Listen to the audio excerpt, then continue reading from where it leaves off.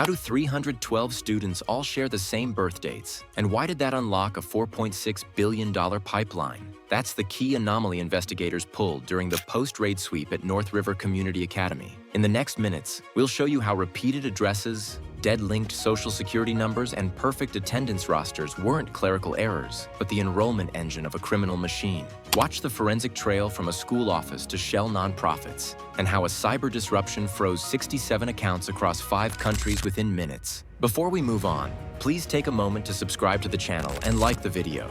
Gunfire cracked before sunrise, and alarms rolled across an empty campus. Classrooms sat clean, chairs tucked, lesson plans still on the boards. Yet the basement lights burned hot and steady. Why were the halls cleared but the boilers humming and server fans screaming?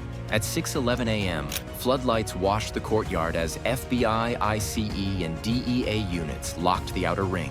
Unmarked SUVs sealed the east lot, armored vans blocked the bus loop, and a K-9 team cut through the sports field to close the last gap behind the gym. A lookout sprinted from a side door and ran headlong into a stacked formation. He went down hard, and a burst of shots cracked from the gym corner. Flashbangs thumped, windows shattered. The first entry team pushed past the cafeteria, cleared the kitchen, and moved to the central stairwell. A second team hugged the main hallway, shields up, sweeping door by door. A third element flowed to the server room, posted rifle overwatch, and killed power to external switches while cyber techs snapped into mirrored ports and isolated the core. Within 3 minutes, the first floor was under control, the outer perimeter tight, and every lens and node feeding a live map.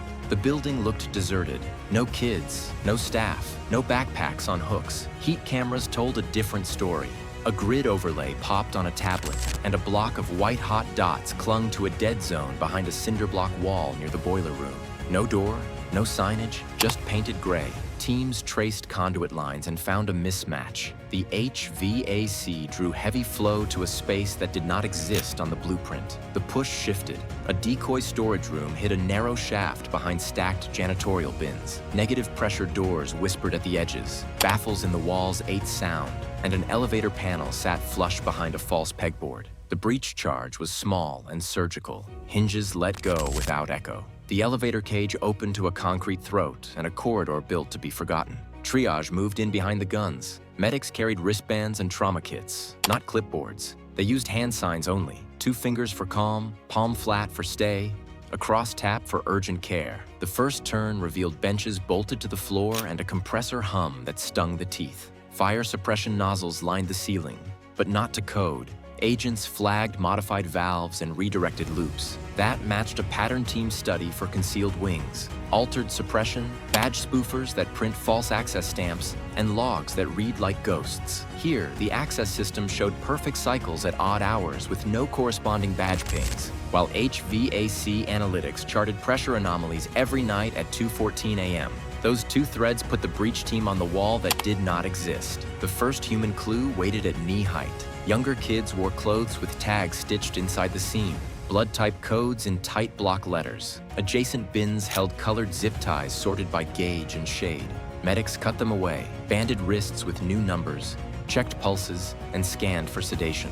Farther in, a whiteboard ran the length of the wall.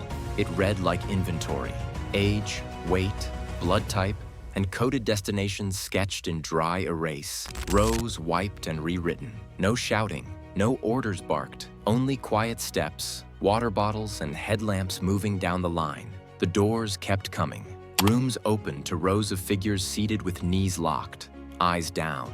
Many did not look up. Forensic medics documented chemical burns on fingertips and sedation scars tracing the neck and forearms. Head counts built in whispers. 2 girls collapsed during extraction.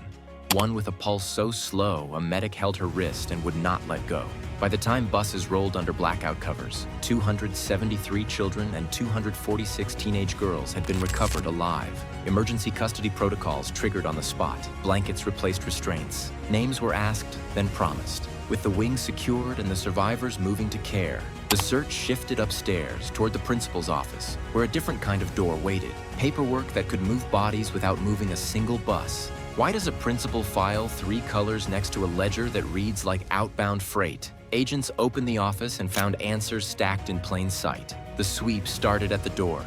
2 locks defeated, a third on the desk pedestal, and a false back on the credenza. Forensics imaged mirrored backups from 2 NAS units and a laptop dock that never slept. A wall calendar hung over a district poster. Red circles flagged grant windows. And those circles lined up month after month with enrollment surges and meal count bumps. A whiteboard carried initials, dates, and arrows to vendor codes that matched nothing in district directories. In the bottom drawer, a ledger set daily tallies like a shipping schedule: time, volume, destination code. On paper, the school looked flawless. Attendance rosters showed perfect streaks across entire grades. Audit binders showed no findings. Grant renewals hit approved within hours. But the inbox told a different story. Threads showed auto-approved forms pinging back at 2 a.m.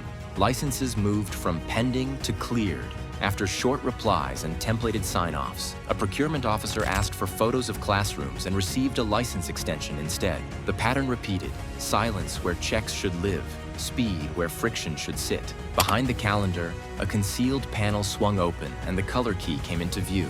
Red files tracked killings and interference events, time-stamped with payout amounts and windows to sanitize scenes. Blue files mapped abductions and forced compliance, tying bank approvals and license flips to recorded coercion. Black files were the darkest tier, children grouped by age and blood type alongside harvest readiness, cross-referenced to medical invoices from sham clinics and offshore fee notes. Each color linked to vendor shells, and each shell pointed to accounts that existed only in routing numbers. Analysts pulled the anomaly set that powered the intake. 312 students shared the same birth dates across grades. 184 addresses repeated in clusters, units that did not exist in property records. Social security numbers resolved to deceased adults, yet the school's roster showed those students with perfect attendance. The system's logic made that profitable. Subsidy algorithms fire money on 3 triggers: a confirmed enrollment, an attendance streak, and a special needs multiplier. Feed the pipeline with bulk enrollments, keep the streak unbroken in the database, and attach a diagnosis and the meter runs. Funds traveled the same lane every time. Education subsidies hit the school account, moved to a nonprofit vendor within days, and paid nutrition or consulting invoices at shell clinics. Those clinics wired out advisory fees to offshore entities with no signs, no staff, no phones. 67 accounts across 5 countries took in the flow, always under thresholds that prompt manual review, always below the noise of high-volume banks. One shell processed $312 million in a quarter with no payroll filings. Another logged $74 million in deposits in a month while utilities sat at 0.